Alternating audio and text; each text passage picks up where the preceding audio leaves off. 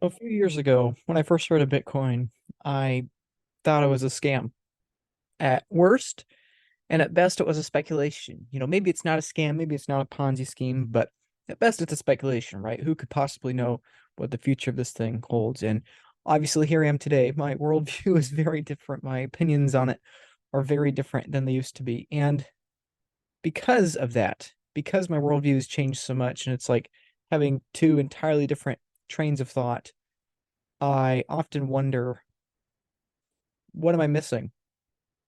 You know, if people can change their worldviews like that simply with information and time and a little bit of uh, changing one's views every day, it's like, wow, what if I'm wrong? What if I have the wrong view today? What if Bitcoin is a speculation? What if it is not nearly as probable, inevitable, or likely as I believe now? You know, if I was wrong before those years ago about Bitcoin being a scam or speculation, it's like, okay, well, then I admit to myself I've been wrong in the past. So then I should be humble enough to admit I could be wrong today. And so I think that through, and I wonder, what if I'm wrong today? What if Bitcoin fails? What if it collapses? What if it is not nearly as sound of a monetary network as I think it is? What if it can be corrupted, distorted, and manipulated by human beings? What if it is not as secure as I think? What if I think about these things and I think maybe I am wrong? And that has a certain bit of tension, knowing that one can always be incorrect. But then I think, what's the alternate, right? If I'm willing to admit I can be wrong today because I've been wrong in the past, isn't that the whole problem? That humans should not be in charge of monetary policy? Okay, that makes sense to me. Even if Bitcoin's not the solution, I think that's the problem. I'm pretty sure that's the problem. That humans should not be in charge of the math equation that is the policy of number of monetary units. I am pretty sure about that. That I do know. That's my first principles. That's my foundation. That's the problem. And so then I think, what is the solution? Well, the solution is finding an equation that somehow is outside human control, et cetera, building up from there. Then I just arrive back at Bitcoin. And so I look at it and I think, in irony, me knowing and accepting that I could be wrong about Bitcoin in this ironic yet perhaps circular reasoning is what makes sense. Me admitting I could be wrong about this asset is what makes this asset make the most sense. But then, is that irony? Life is ironic. Truth is ironic. The objective world oftentimes is ironic, but at the same time, I know I'm subject to circular reasoning. And this is where it's the infinite loop of, am I crazy? Am I correct? Am I crazy? Am I partially correct? And I know a lot of people that have this quandary themselves, which I assume I'm making this video. Um, am I making this video for you to help you in this quandary, or am I making it to myself as a echo chamber? That's the question. On one hand, I wonder, are all these podcasts, are all these shows, all this social media engagement, is it just a giant um, pool of circular reasoning and patting each other on the back? Or is it actually debate? Is it actually trying to find the truth? I look at it, I think, yeah, sometimes it kind of feels like a lot of circular reasoning. Sometimes it kind of feels like we're all saying the same thing. But then whenever I talk to someone that does disagree with me, that I do disagree with, I try to engage in that debate. I try to intellectually and honestly debate that.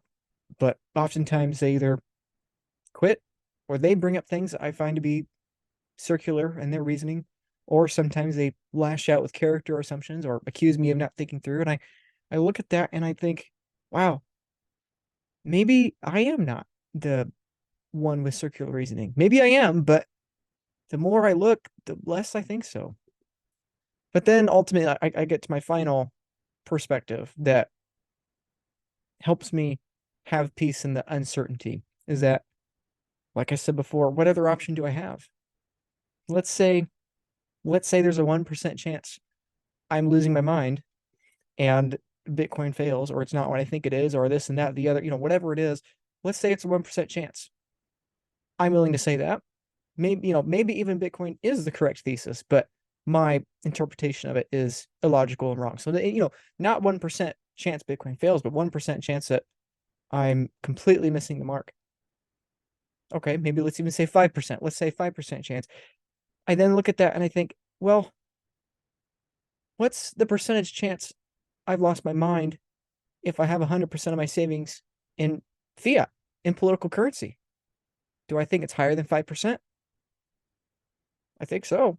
I look at history, I read history, I learn about history, and hundreds of examples of political currencies rise, fall, fail, complete collapse, partial collapse, just erode over time with entropy. I look at that and I think that to me seems much closer to insanity than to buying Bitcoin and being all in on Bitcoin reputationally and having massive allocations to Bitcoin. It's like I look at that and I think, okay, if insanity is the same thing over and over, I look at political currency and I think, wow, maybe I am insane for being this convinced with this much conviction in Bitcoin. But I think I think it'd be even more insane to have this much conviction in political currency, in the banking system, and in these units controlled by human beings.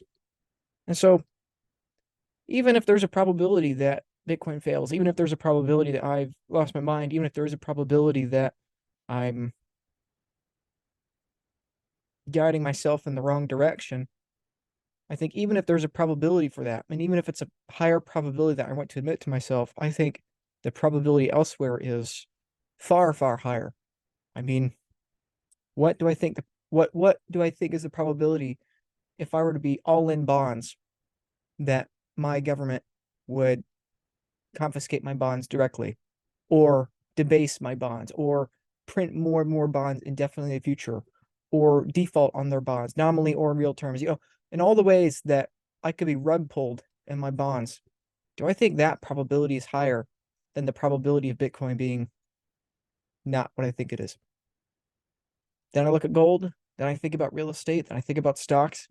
I just go down the list and again and again and again, I just come to the same conclusion. Even if Bitcoin fails, even if I'm completely insane, I still think it's the best bet. Because if I were to have conviction in anything else, I think that would be more insane. And so I don't know if you can relate to this. Maybe you can, maybe you can't.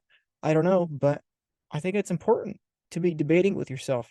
And what if you at one point in the past viewed Bitcoin incorrectly and now you've changed your mind?